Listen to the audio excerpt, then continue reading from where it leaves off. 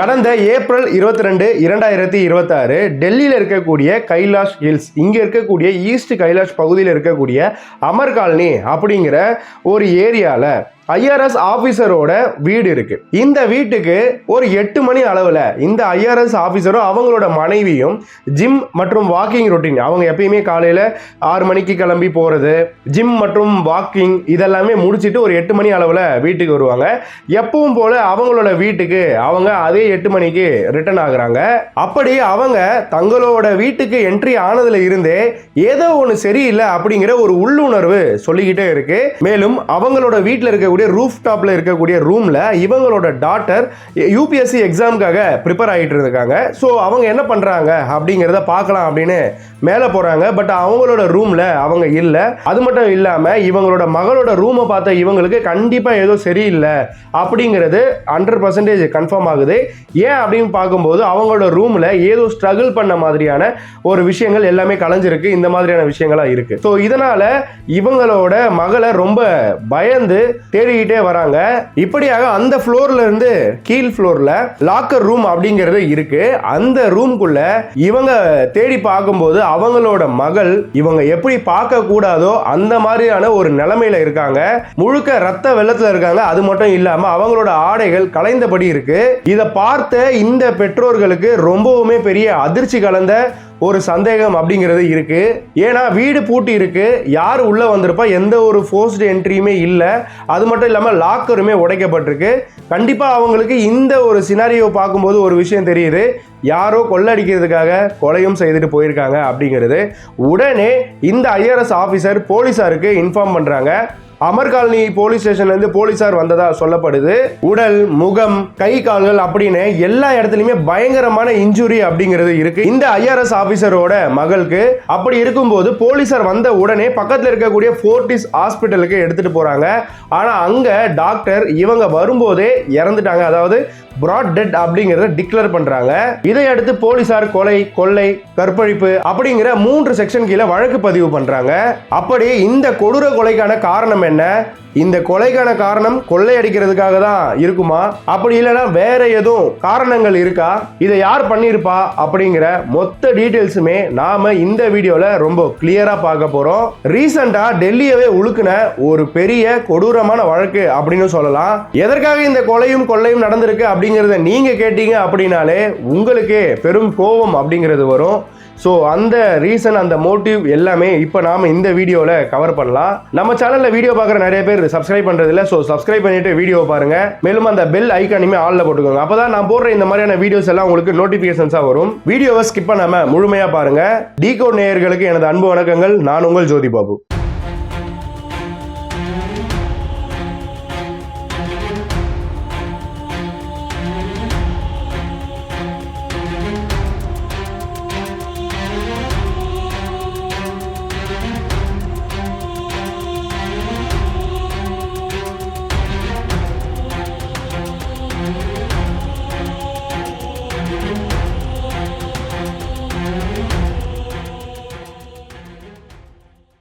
Anchor point design studio. நீங்கள் புதுசாக start up பண்ணியிருக்கீங்க, ஆனால் உங்களுக்கு பெரிய ஏஜென்சி, அதாவது டிஜிட்டல் மார்க்கெட்டிங் ஏஜென்சியை ஹையர் பண்ணி உங்களால் அஃபோர்ட் பண்ண முடியல அப்படிங்கிற பட்சத்தில் நீங்கள் எங்களை மாதிரி ஃப்ரீலான்ஸ் டீம் எடுத்துக்கலாம். எங்ககிட்ட டிஜிட்டல் மார்க்கெட்டிங்க்கு தேவைப்படுற எல்லா சர்வீசஸுமே இருக்கு.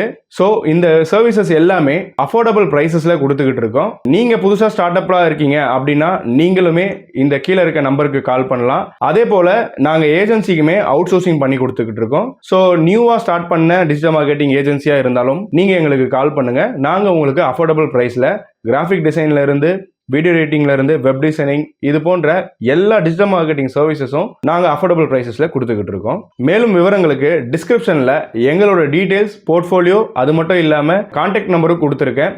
கண்டிப்பாக கான்டாக்ட் பண்ணுங்க. உங்கள் பிஸ்னஸுக்கு தேவைப்படுற சர்வீசஸை அஃபோர்டபுள் ப்ரைஸஸில் எடுத்துக்கலாம்.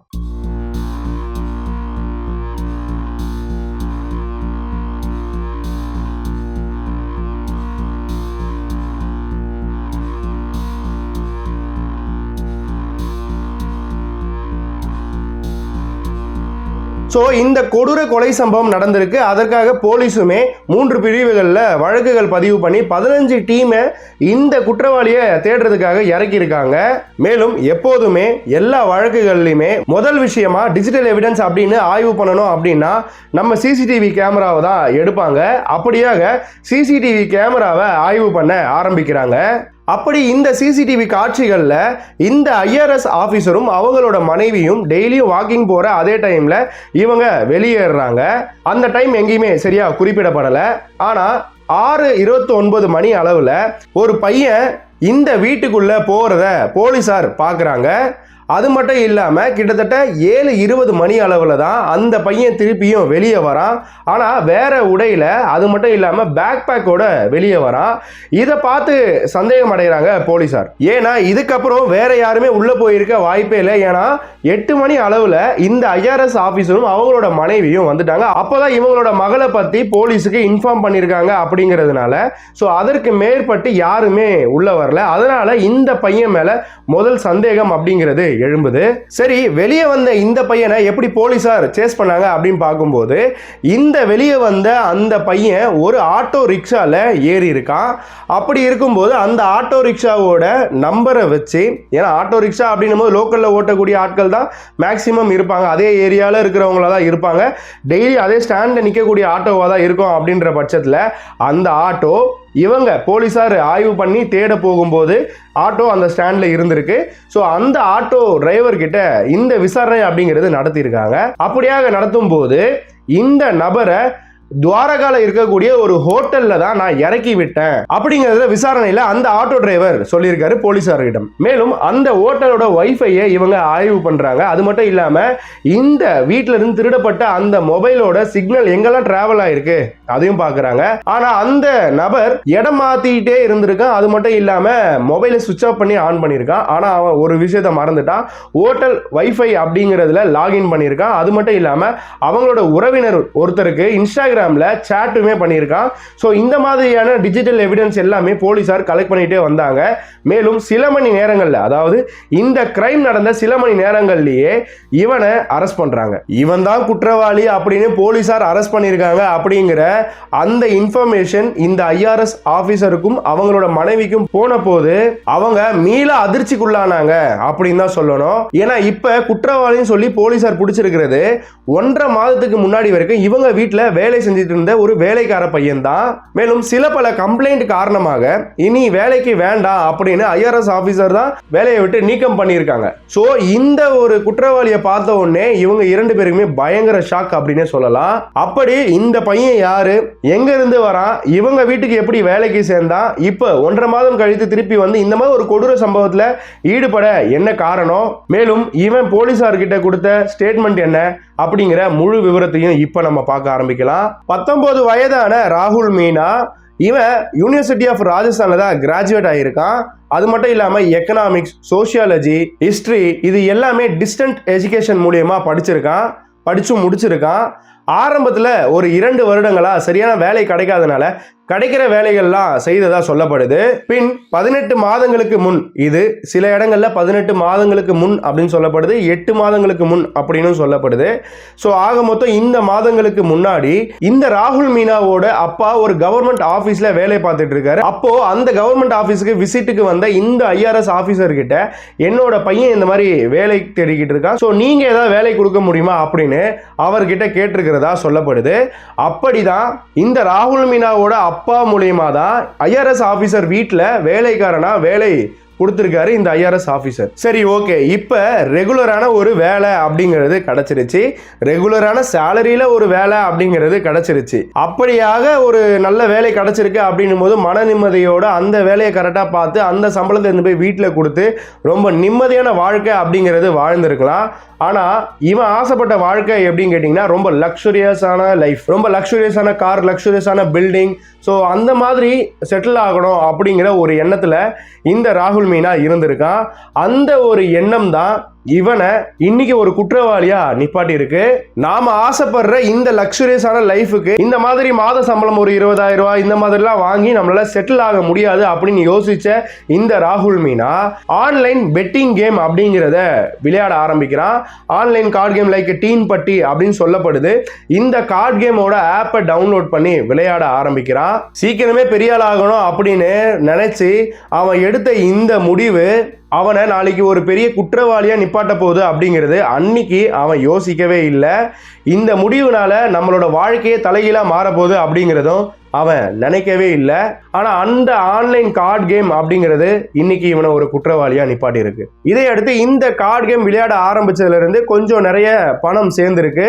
ஆரம்பத்துல பணம் ஜெயிக்கிற மாதிரி தான் இருக்கும், ஆனா அதுக்கப்புறம் கொஞ்சம் கொஞ்சமா லாஸ் ஆகும். அதே தான் இவனோட கதையிலுமே நடந்திருக்கு. ஆரம்பத்துல என்னதான் நிறைய காசு இவன் எடுத்திருந்தாலும் போக போக நிறைய காசை லாஸ் பண்ண ஆரம்பிச்சிருக்கான். அவங்ககிட்ட இருக்கிற எல்லா பணத்தையுமே போட்டு நம்ம இந்த லாஸ் ஆன பணத்தை எடுக்கணுங்கிற அதே வெறியில மேலும் மேலும் விளையாடி நிறைய பணத்தை லாஸ் பண்ணிட்டே தான் இருந்திருக்கான். இப்படியாக இந்த சூதாட்ட வலையில இந்த ராகுல் மீனா மாட்டிக்கிட்டான். சின்ன பையன், அவனுக்கு என்ன ஒரு மெச்சூரிட்டி இருக்கும், சரி இது இந்த மாதிரியான ஒரு ட்ராப் இதுல வந்து நம்ம வெளியே வரணும் அப்படிங்கிற அந்த மெச்சூரிட்டி கூட இல்லாம இந்த ட்ராப்ல மாட்டிக்கிட்டான். மேலும் இவன் சம்பாதிக்கிற காசு எல்லாமே அந்த கேம்ல போட்டு விளையாடுறது மட்டும் இல்லாம இவங்களோட வீட்டு ஓனர், அதாவது இந்த IRS ஆபீசர் வீட்டில இருந்து இவன் டொமஸ்டிக் ஹெல்ப்புக்காக தானே இருக்கான். ஸோ கடைக்கு அனுப்புறாங்க, ஏதாவது பொருள் வாங்கிட்டு வா அப்படின்னு சொல்லும்போது அந்த பொருளை வாங்கிட்டு வந்து கொடுக்கறது. ஆனா அந்த காசை கடையில கொடுக்கறது இல்லை, கேட்டா எங்க ஓனர் வந்து அப்புறமா தருவாங்க அப்படிங்கிற மாதிரி சொல்லியிருக்கான். அது மட்டும் இல்லாம அக்கம் பக்கம் இவன் பழகிற எல்லா ஆட்கள் கிட்ட இருந்துமே ஒரு அமௌண்ட் அப்படிங்கிறது கடனா வாங்கியிருக்கான், ஆனா திருப்பி கொடுக்கவே இல்லை. ரொம்ப துரிதமா பணத்தை சம்பாதிக்கணும் அப்படின்னு இறங்கி அந்த லக்ஸுரியஸான லைஃப் வேணும், லக்ஸுரியஸான காரோட வச்சு நல்லா வாழணும் அப்படிங்கிறத எண்ணி இந்த மாதிரியான ஒரு ட்ராப்ல மாட்டிக்கிட்டான். இவனுக்கு இந்த மாதிரியான எண்ணம் இருக்கு அப்படிங்கிறது அவனோட இன்ஸ்டாகிராம் ஐடிஸை பார்க்கும்போது தெரியுது. லக்ஸுரியான கார் பக்கத்தில் நின்று போட்டோ எடுக்கிறது, பில்டிங் பக்கம் நின்று போட்டோ எடுக்கிறது மாதிரி நிறைய போட்டோஸ் இருக்கிறதா போலீஸ் தரப்புல இருந்து சொல்லப்பட்டிருக்கு. அதுவே இன்னைக்கு இவனையே முழுங்க ஆரம்பிச்சிருச்சு. ஆனா அது தெரியாம அவன் இன்னும் மேலும் மேலும் அதுக்கு உள்ளேயே போய்கிட்டு இருந்திருக்கான். ஸோ இதையடுத்து இவன் இந்த கேம்ல ரொம்பவுமே ஆர்வமா ஆனதுனால வேலைக்கு லேட்டா வர்றது, அது மட்டும் இல்லாம இந்த கடைகளில் பணம் கொடுக்காம பொருள் மட்டும் வாங்கிட்டு வந்தா கேட்டா ஓனர் கொடுப்பாங்க அப்படின்னு சொல்லியிருந்தான்னு நான் ஆல்ரெடி சொல்லியிருந்தேன்.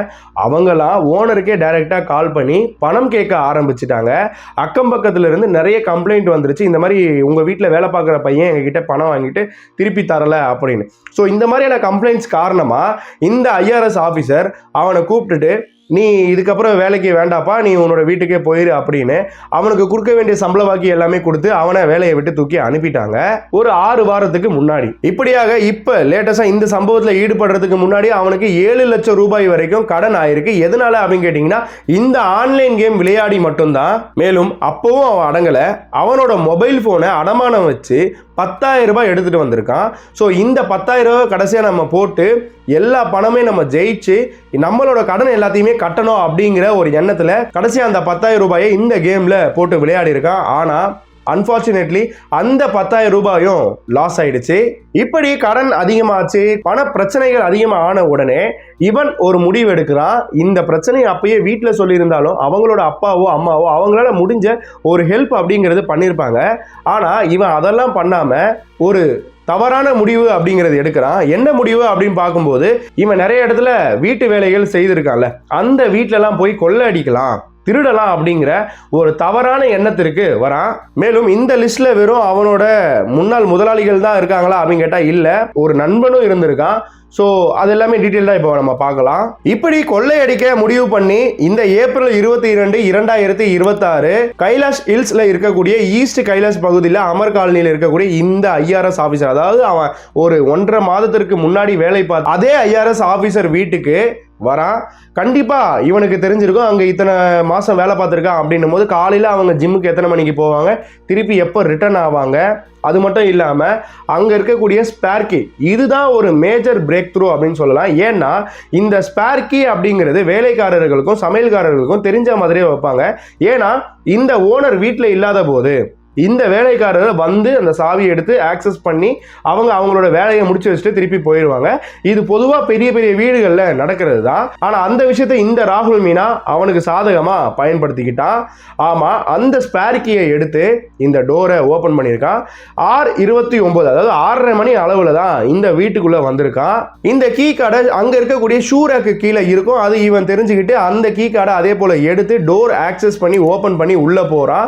ரூஃப் டாப்பில் தான் பணம் வச்சிருக்கக்கூடிய லாக்கர் இருக்கு அப்படிங்கிறது இவனுக்கு நல்லாவே தெரியும். அப்படியே ரூஃப் டாப்பில் போகும்போது நான் ஆல்ரெடி சொல்லியிருந்தேன், அங்கே மேலே ஐஆர்எஸ் ஆஃபீஸரோட டாட்டர் யூபிஎஸ்சி எக்ஸாமுக்காக ப்ரிப்பேர் ஆகிக்கிட்டு இருக்காங்க அப்படிங்கிறது.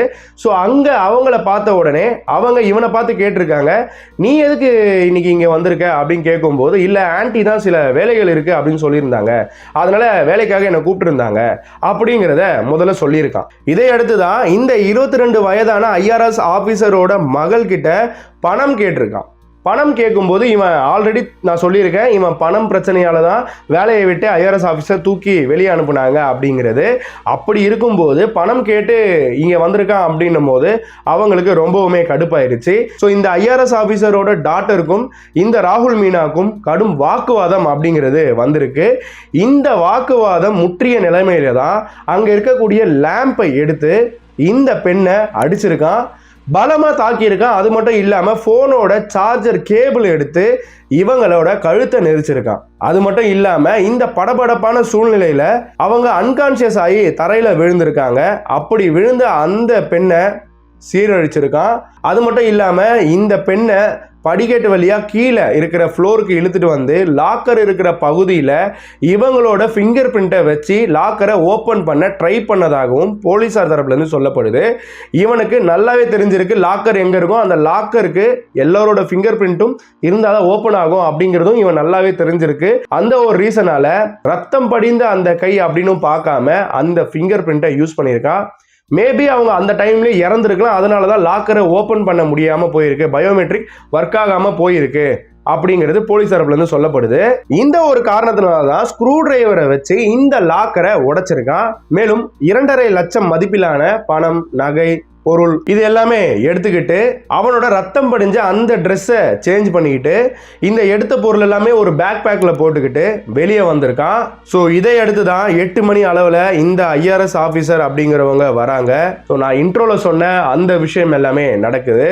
இந்த ஸ்டேட்மெண்ட்டை கொடுத்த இந்த ராகுல் மீனா இவனோட ஸ்டேட்மெண்ட்டை மாற்றிக்கிட்டே இருந்திருக்கான். அது மட்டும் இல்லாமல் அவனுக்கு துளி அளவு கூட இப்படி ஒரு கிரைம் பண்ணியிருக்கோமே அப்படிங்கிற மன வருத்தமோ ஒரு கில்ட்டி எதுவுமே இல்லை அப்படிங்கிறது போலீசாருக்கு ரொம்பவுமே கோபத்தை உண்டாக்குச்சு.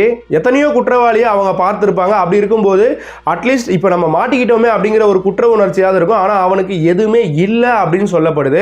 ஒரு பணம் மனிதனை எந்த அளவுக்கு மிருகமா மாத்திருக்கு அப்படிங்கிறத பாருங்க. இவ்வளவு காரியத்தையுமே பண்ணிட்டு இது தெரியாம நடந்துருச்சு, பை மிஸ்டேக்கா நடந்துருச்சு அப்படின்னு சொல்லியிருக்கான். என்னோட இன்டென்ஷன் பணம் எடுக்கிறது மட்டும்தான், ஆனா எதிர்பாராம இது நடந்துருச்சு அப்படின்னு திரும்ப திரும்ப சொல்லியிருக்கான். மேலும் இப்படி வேலை செஞ்ச வீட்டுக்கே துரோகம் செஞ்சிருக்க அப்படின்னு போது இல்ல என்னோட ஓனர் 2 பேருமே எனக்கு தெய்வம் மாதிரி, ஆனா எனக்கு பணம் தேவை அப்படிங்கறனால நான் வந்தேன், நான் பணம் எடுத்துட்டு போயிருப்பேன், ஆனா அந்த பெண் கத்தி கூச்சலிட்டதுனால தான் இது ஆயிடுச்சு அப்படின்னு சொல்லியிருக்கான். இப்படியாக பண்றது எல்லாத்தையும் பண்ணிட்டு வந்து அவன் பக்கம் இருக்கிற நியாயத்தை பேசிக்கிட்டு இருக்கான் இந்த நாய். தெரியாம ஒரு கொலை நடந்தது அப்படின்னு சொல்ற இந்த நாய் சரி ஒரு கோவத்துல எடுத்து அடிச்சிட்டேன் அப்படின்னு சொல்றான் அப்படின்னா அந்த பெண்ணை செக்ஸுவல் அசால்ட் பண்ண வேண்டிய காரணம் என்ன? அதுவும் தெரியாம நடந்துருச்சா அப்படிங்கிற கேள்விதான் நம்ம முன்னாடி இப்ப இருக்கு. இப்படி இந்த குற்ற சம்பவத்துல இவன் கைதானதுக்கு பிறகுதான் இன்னொரு ஒரு பகீர் சம்பவம் அப்படிங்கிறது வெளிவருது. அது என்ன அப்படின்னு பார்க்கும்போது இவன் கூட சேர்ந்து டீன்பட்டி கேம் ஆன்லைன்ல விளையாடி நண்பனாயிருக்கான் ஒரு பையன், ஆழ்வார்ல இருக்கக்கூடிய நபர். அவன் ஏதோ ஒரு ஃபங்க்ஷனுக்கு போயிருக்கான் அப்படின்றது இவனுக்கு தெரிஞ்சிருக்கு. ஸோ அந்த ரீசன்னால இந்த டெல்லியில ஏப்ரல் 22 காலையில இங்க ஒரு சம்பவம் பண்ணியிருக்கான். அந்த நாளுக்கு முந்தின நாள் நைட் ஏப்ரல் 21, 2026 ஆழ்வார்ல இந்த நண்பனோட வீட்டுக்கு, அதாவது அவன் ஃபங்க்ஷன் போயிருக்கான் அப்படிங்கிறது தெரிஞ்ச இந்த ராகுல் மீனா அவங்களோட வீட்டுக்கு போயிருக்கான். அது மட்டும் இல்லாம அந்த டீன்பட்டி கேம்ல ஃப்ரெண்டான அந்த நபரோட மனைவிய பாலியல் வன்கொடுமை பண்ணியிருக்கான். அது மட்டும் இல்லாம அவங்களோட போனையுமே திருடிட்டு வந்திருக்கான். மேலும் இதை நீ வெளியே சொன்ன அப்படின்னா குடும்பத்தோட கொன்னுடுவேன் அப்படின்னு மிரட்டிட்டு வந்திருக்கான். பெரிய கேங்ஸ்டர் நினைப்பு இவனுக்கு. இன்னைக்கு போலீஸ் பிடிச்சி ஆப்படிச்சுக்கிட்டு இருக்கு. சோ இவன் வந்து தெரியாம பண்ணிட்டேன், மிஸ்டேக் தான் நடந்துருச்சு அப்படின்னு சொல்றது எல்லாமே இப்ப போலீஸாருக்கு டவுட்டடா இருக்கு. சோ இவன் ஒரு சம்பவத்துல ஈடுபடல, அடுத்தடுத்து 2 சம்பவத்துல ஈடுபட்டிருக்கான். ஆனா எந்த ஒரு குற்ற உணர்ச்சியும் இல்ல, எந்த ஒரு கில்ட்டுமே இல்ல, எந்த ஒரு மன வருத்தமும் இல்ல அப்படிங்கிறது, இவன் சைக்கோவா இருப்பானா அப்படிங்கிறது போலீஸாருக்கே ஒரு டவுட் வந்திருக்கு. சோ சைக்கோ அனாலிசிஸ்க்கு இவனை உட்படுத்தணும் அப்படின்னு போலீஸார் முடிவு பண்ணிருக்காங்க. இப்படி இந்த சைக்கோ அனாலிசிஸ்க்கு இவனை உட்படுத்தினா மட்டும்தான் இவனோட மென்டல் ஸ்டேட் என்ன இருக்கு, பிஹேவியர் பேட்டர்ன் எப்படி இருக்கு, சோ இதெல்லாமே போலீஸாரால கண்டுபிடிக்க முடியும். சரி, ஓகே. இப்போ இந்த ஆழ்வார் பகுதியிலிருந்து 6000 ரூபாய்க்கு கேப் பேசிட்டு தான் இந்த டெல்லிக்கு ஏப்ரல் 22, 2026 காலையில வந்து இறங்கி இருக்கான். அது மட்டும் இல்லாம அங்க ஒரு சம்பவம் பண்ணியிருக்கோமே, அதுக்கான குற்ற உணர்ச்சி எதுவுமே இல்லாம மறுபடியும் அவனோட பிளானை ரொம்ப துரிதமா எக்ஸிக்யூட் பண்ணியிருக்கான். அந்த பேசிட்டு 6000 ரூபாய் பேசிட்டு வந்த கேபு கூட காசு கொடுக்கல அப்படிங்கிறது போலீசார் விசாரணையில தெரிய வந்திருக்கு. மேலும் இந்த ஆழ்வார் பகுதியில் அவனோட ஃப்ரெண்டோட ஒய்ஃபோட மொபைலை திருடிட்டு வந்துட்டான் அப்படின்னு சொல்லியிருந்தேன். அதையுமே 10,000 ரூபாய் வரைக்கும் வித்துருக்கான் அப்படின்னு சொல்லப்படுது. தம்மா துண்டு இருந்துன்னு எவ்வளோ வேலைகள் பார்த்துருக்கான். ஒரு நாள் நைட்ல இருந்து மறுநாள் காலையில் வரைக்கும் கிட்டத்தட்ட ஒரு 12 மணி நேரம் 15 மணி நேரத்துக்குள்ள எவ்வளோ கிரிமினல் வேலையை பார்த்துருக்கான் அப்படிங்கிறத பாருங்க. இவனை மிருகமாக்குனது அந்த சூதாட்ட கேம் தான், அந்த ஆன்லைன் கேமை. இந்த ஆன்லைன் சூதாடுற கேமை ப்ரொமோட் பண்ற பல பிரபலங்கள் எல்லாம் என்ன சொல்றது அப்படின்னு தெரியல. நீங்களுமே இந்த மாதிரியான ஒரு குற்ற சம்பவங்களுக்கு மறைமுக உடந்தை அப்படின்னு தான் நான் சொல்லுவேன். என்ன கேட்டா இவன் பண்ணதே ஒரு சைக்கோத்தனமா தான் இருக்கு அப்படின்னும் போது இவனுக்கு வேற எதுக்கு சைக்கோ அனாலிசிஸ்? இவனெல்லாம் ரோட்ல போட்டு சாட்டை அடி அடிச்சு தூக்குல துடிக்க தொங்க விட்டா மட்டும்தான் இந்த மாதிரி அடுத்து பண்றவன், இந்த மாதிரி அடுத்து பண்ணணும்னு நினைக்கிறவன் தைரியமா பண்ண மாட்டான். இந்த பாதிக்கப்பட்ட இந்த பெண்ணோட உடற்குறாய்வு அப்படிங்கிறது டெல்லியில் இருக்கக்கூடிய எய்ம்ஸ் ஹாஸ்பிட்டல்ல தான் நடைபெறுது. அது மட்டும் இல்லாம கழுத்து நெரிக்கப்பட்ட போது மூச்சு திணறல் ஏற்பட்டு தான் இவங்களோட உயிர் பிரிஞ்சிருக்கு அப்படிங்கிறது போஸ்ட்மார்ட்டம் ரிப்போர்ட்ல வந்திருக்கு. உடல்ல பல்வேறு இடங்கள்ல பல காயங்கள் இருந்திருக்கு. நேசல் போன், அதாவது மூக்கு எலும்பு பகுதி உடைஞ்சிருக்கு. கை கால்கள் எல்லா இடங்கள்லயுமே நிறைய காயங்கள் அப்படிங்கிறது இருந்திருக்கு. மேலும் கழுத்து பகுதியில தைராய்டு கார்டிலேஜ் அப்படின்னு சொல்லப்படுற அந்த பகுதி உடைஞ்சிருக்கு. கழுத்து தசைகள்ல இருந்து ப்ளீடிங் அப்படிங்கிறது வந்திருக்கு. இப்படியாக இத்தனை கொடுமையான விஷயங்களையும் அந்த பெண் ஒரே நேரத்தில் அனுபவிச்சு இறந்திருக்காங்க. மேலும் ஃபாரன்சிக் டெஸ்டிங்காக சில விஷயங்கள், அதாவது இந்த நெயில் ஸ்கிராப்பிங்ஸ், நெயிலில் ஏதாவது இந்த நபரோட தோல் இருக்கா அப்படிங்கிறத செக் பண்ணுவாங்க. நாம ரீசெண்டா விளாத்திக்குளம் கேஸ்ல பார்த்திருந்தோம். அந்த நகை துணுக்குல இருக்கக்கூடிய அந்த ஒரு எவிடன்ஸை வச்சு அக்யூஸ்டா பிடிச்சிருந்தாங்க. அந்த மாதிரியான ஃபாரன்சிக் டெஸ்ட்டுக்காக தான் இப்பவும் எடுத்திருக்காங்க. மேலும் வெஜினல் ஸ்வாப், உள்ளுறுப்புகளை டெஸ்ட் பண்றது, பிளட் சாம்பிள்ஸ், இந்த மாதிரியான நிறைய சாம்பிள்ஸ், நிறைய ஸ்வாப்ஸ் எடுத்திருக்கிறதா சொல்லப்படுது. என்னதான் குற்றவாளியே செக்ஷுவல் அசால்ட் பண்ணியிருக்கேன் அப்படிங்கிறது ஒத்துக்கிட்டாலும் அதை நிரூபிக்கணும். அதை இந்த மாதிரியான மெடிக்கல் ஃபாரன்சிக் எவிடன்ஸா சப்மிட் பண்ண வேண்டியது போலீஸாரோட கடமை. ஸோ அதனால இந்த ப்ராசஸ் எல்லாமே போய்கிட்டு இருக்கு. அவங்ககிட்ட மேலும் இன்வெஸ்டிகேஷன் அப்படிங்கிறது நடந்துகிட்டு இருக்கு. இந்த 2 சம்பவத்துல தான் ஈடுபட்டிருக்கானா, வேற ஏதாவது சம்பவத்திலையும் ஈடுபட்டிருக்கானா அப்படிங்கிற கோணத்திலையும் விசாரணை அப்படிங்கிறது நடைபெற்றுட்டே இருக்கு. இந்த வழக்கை பொறுத்த வரைக்கும் நாம யோசிக்க வேண்டியது, ஒரு மனிதனை மிருகமா ஆக்கக்கூடிய ஆன்லைன் சூதாட்ட விளையாட்டு அந்த ஆப்பை ப்ரொமோட் பண்றதே பாத்தீங்கன்னா பல பெரிய பிரபலங்கள் தான் ப்ரொமோட் பண்றாங்க. இப்படி பணத்திற்காக என்ன வேணா ப்ரொமோட் பண்ணலாம் அப்படின்னு பல பிரபலங்கள் பல விஷயங்கள்ல ஆட்ல நடிச்சுக்கிட்டு இருக்காங்க. அவங்க இந்த மாதிரியான ஒரு குற்ற சம்பவங்களுக்கு என்ன பதில் சொல்ல போறாங்க அப்படிங்கிறது தெரியல. நீங்களுமே ஒரு மறைமுக குற்றவாளி தான் இந்த சம்பவத்தை பொறுத்த வரைக்கும். இதெல்லாம் அவங்க வீட்டில் இந்த மாதிரி அவங்க ப்ரொமோட் பண்ண ஒரு தவறான விஷயத்தால ஒரு அசம்பாவிதம் நடந்தாதான் அவங்களுக்கு அந்த பெயின் என்ன அப்படிங்கிறது புரியும். சரி, இந்த படித்த முட்டாள்கள், இந்த நடிக்கிற முட்டாள்கள் தான் இந்த மாதிரியான ப்ரொமோஷன் வேலைகளில் ஈடுபடுறாங்க அப்படின்னா கவர்மெண்ட் என்ன பண்ணிக்கிட்டு இருக்கு? இந்த மாதிரியான விஷயங்களை ப்ரொமோட் பண்ணக்கூடாது, சூதாட்டமே இல்லீகல் அப்படின்னும் போது ஆன்லைன்ல விளையாடக்கூடிய ஒரு சூதாட்டமே எப்படி நீங்க வந்து லீகல் அப்படின்னு சொல்றீங்க? எப்படி இந்த ஆப்பெல்லாம் அலோ பண்றீங்க அப்படிங்கிறது தெரியல. உண்மையாவே இந்தியாவில் இருக்கக்கூடிய கவர்மெண்ட்டுக்கு மக்கள் மேல ஒரு அக்கறை அப்படிங்கிறது இருக்கா அப்படிங்கிற ஒரு சந்தேகம் அப்படிங்கிறது எடுது இந்த வழக்கை பொறுத்தவரையும். எத்தனையோ ஆப்புகளை நம்ம இந்திய அரசு பேன் பண்ணியிருக்கு. டிக்டாக் இந்த மாதிரி போன்ற ஆப்புகள் நிறையவே பேன் ஆயிருக்கு. அப்படி இருக்கும்போது இந்த மாதிரி ஆன்லைன்ல சூதாடுற இந்த கேமோட ஆப்புகளை பேன் பண்ண எவ்வளவு நேரம் எடுக்கும்? ஏன் இதற்கான எந்த ஒரு ஜியோவும் பாஸ் ஆகல? இந்த மாதிரி பல கொலை சம்பவங்கள் நடந்துகிட்டு இருக்கு. இதற்கு முன்னாடி பல தற்கொலை சம்பவங்கள் நடந்தது. இந்த மாதிரி ஆன்லைன் பெட்டிங் கேம்ல பணத்தை போட்டு இழந்து கடன் அதிகமாகி தற்கொலை பண்ணிக்கிட்ட சம்பவம் எல்லாம் நடந்திருக்கு. அப்படிலாம் இருக்கும்போது இன்னும் ஏன் இதெல்லாம் லீகலா இருக்கு அப்படிங்கிறதே தெரியல. இன்னொரு விஷயம், எப்பவுமே உழைக்கிற காசு மட்டும்தான் உடம்புல ஒட்டும். இந்த ஒரே பாட்டில் கோடீஸ்வரனா ஆகிறது எல்லாமே சினிமாவில் மட்டும்தான் நடக்கும். அந்த சினிமாவில் நடிக்கக்கூடிய சில தற்கூரிங்க இந்த மாதிரியான விளம்பரத்தில் ஆக்ட் பண்றாங்க, இந்த மாதிரியான விளம்பரங்களில் ப்ரொமோட் பண்றானுங்க அப்படின்னா அதை மக்களாகிய நீங்க தான் யோசிக்கணும். இதெல்லாம் பண்ணலாமா பண்ணக்கூடாதா? எல்லா சூதாட்ட கேம்லையுமே முதல்ல பணம் வர மாதிரி தான் தெரியும், அதுக்கப்புறம் தான் நம்ம கிட்ட இருக்க எல்லாத்தையுமே புடிங்கிட்டு விடும் அப்படிங்கிறது மாற்ற முடியாத ஒரு நேச்சர். அப்படி இருக்கும்போது இந்த மாதிரியான ஒரு ஆப்புகளுக்கு ப்ரொமோஷன் பண்ணக்கூடிய அந்த பிரபலங்களை முதல்ல அரெஸ்ட் பண்ணணும், முதல்ல அவங்க மேல தக்க நடவடிக்கை அப்படிங்கிறது எடுக்கணும். மேலும் இந்த மாதிரியான பெரிய பெரிய வீட்டுகளில் வேலைக்காரங்க ஒருத்தவங்க நீங்க வேலையை விட்டு தூக்குறீங்க அப்படின்னா அந்த ஸ்பேர் கீ இருக்கக்கூடிய இடத்த நீங்க மாற்றி வைக்கிறது ரொம்பவுமே பெஸ்டான ஒரு விஷயம். இந்த கேஸ்ல இருந்து நாம தெரிஞ்சிக்கக்கூடிய ஒரு விஷயமா தான் நான் சொல்றேன். அது மட்டும் இல்லாம வேற நிறைய டெக்னாலஜி வந்திருக்கு அப்படின்னும் போது அவங்க கிட்ட கையோட ஒரு ஸ்பேர் கீ, யார் இப்போ வேலை பார்த்துக்கிட்டு இருக்காங்களோ அவங்க கிட்டே கையோட ஒரு ஸ்பேர் கீ கொடுக்கறது இன்னும் ரொம்ப பெஸ்டான விஷயம். ஏன்னா இந்த மாதிரியான அசம்பாவிதங்கள்லாம் நடக்கிறதுக்கு கூட வாய்ப்புகள் இருக்கு அப்படிங்கிறத உணர்த்திருக்கு இந்த வழக்கு. மேலும் நல்ல தெரிஞ்சவனாவே இருந்தாலும் என்னைக்கு நாம இவன் ஒரு தவறு செஞ்சிருக்கான் அப்படின்னு சொல்லி வீட்டை விட்டு வேலையை விட்டு தூக்கி அனுப்பியிருக்கோமோ அவன் திருப்பி வந்துட்டு உங்களோட அம்மா தான் வேலைக்கு வர சொன்னாங்க அப்படின்னு சொன்னாலும் இந்த பெண் உடனே தன்னோட தாயாருக்கோ தந்தையாருக்கோ கால் பண்ணியிருக்கணும். அப்படி கால் பண்ணியிருந்தா கூட அவங்க பக்கத்தில் தான் கண்டிப்பாக பொதுவாக ஜிம் போயிருப்பாங்கன்னு வச்சுக்கோங்களேன். உடனே வந்து மேபி இந்த அசம்பாவிதத்தை தடுத்து இருக்க முடியும். ஆனா இந்த பெண் ஏன் அந்த டைம்ல இவங்களுக்கு கால் பண்ணல அப்படிங்கிறது தெரியல. அங்க சிச்சுவேஷன் எப்படி கிரிட்டிக்கலா இருந்தது அப்படிங்கிறது அந்த பெண்ணிற்கு மட்டும் தான் தெரியும், நமக்கு தெரியாது. இருந்தாலும் அப்படி ஒரு சிச்சுவேஷன் இன்னும் வேற யாருக்காவது வருது நடக்குது அப்படின்ற பட்சத்துல கன்சர்ன் பர்சனுக்கு உடனே கால் பண்ணிடுங்க, இல்ல அப்படின்னா போலீஸுக்கு கால் பண்ணிடுங்க. மேலும் ஆண்களை பெற்ற பெற்றோர்கள் உங்ககிட்டலாம் நான் இப்போ கண்டிப்பாக ஒரு விஷயம் சொல்லணும். மேலும் பல வீடியோக்களில் சொல்லியிருக்கேன், ஒரு ஆம்பளை புள்ளியை பெற்றுட்டோம் அப்படின்னா அவன் எங்கே வேணாலும் போட்டோம் எங்கே வேணாலும் வரட்டும், அவன் தைரியமாக இருக்கணும் அப்படிங்கிறத நினைக்காதீங்க. நாடு ரொம்ப கெட்டு சீரழிஞ்சு போயிருக்கு. அந்த ஒரு வலையில உங்களோட பிள்ளை மாட்டக்கூடாது. அப்படி நீங்க நினைக்கிறீங்க அப்படின்னா உங்களோட பிள்ளையோட ஒரு மூவையுமே கண்காணிக்கணும். இன்னைக்கு ராகுல் மீனாவை பெற்ற அந்த பெற்றோர் இவன் என்ன பண்றான் அப்படிங்கிறத கண்காணிச்சிருந்தாங்க அப்படின்னா இந்த அசம்பாவிதத்தை கண்டிப்பா தவிர்த்திருக்கலாம். ஆனா அவங்க கண்காணிக்க தவறிட்டாங்களா அப்படிங்கிறது தெரியல. கண்டிப்பா அவங்களுக்குமே தெரிஞ்சிருந்தா அவங்களால முடிஞ்ச ஒரு ஹெல்ப் அப்படிங்கிறது பண்ணியிருப்பாங்க. இவனும் இந்த மாதிரி திருடணும் அப்படிங்கிற ஒரு எண்ணத்துக்கு போயிருக்க மாட்டான். ஸோ அதனாலதான் சொல்றேன், ஆண் பிள்ளையோ பெண் பிள்ளையோ யாரா இருந்தாலும் அவங்க மேல உங்களோட மானிட்டரிங் அப்படிங்கிறது எப்பவுமே இருக்கிறது ரொம்பவுமே நல்லது. இப்படி உங்களோட கவனக்குறைவு வேறு ஒருத்தரோட வாழ்க்கையே சீரழிக்க கூட வாய்ப்பு இருக்கு அப்படிங்கிறத மறந்துடாதீங்க. அந்த மாதிரியான ஒரு சம்பவம் தான் இப்போ நடந்திருக்கு. ஸோ எப்பயுமே உங்கள் கண்காணிப்பில் உங்கள் பிள்ளைகளை வச்சிருங்க. மேலும் இந்த வழக்கை பற்றின இன்வெஸ்டிகேஷன் அப்படிங்கிறது நடந்துக்கிட்டு தான் இருக்குது, நான் ஆல்ரெடி சொன்ன மாதிரி.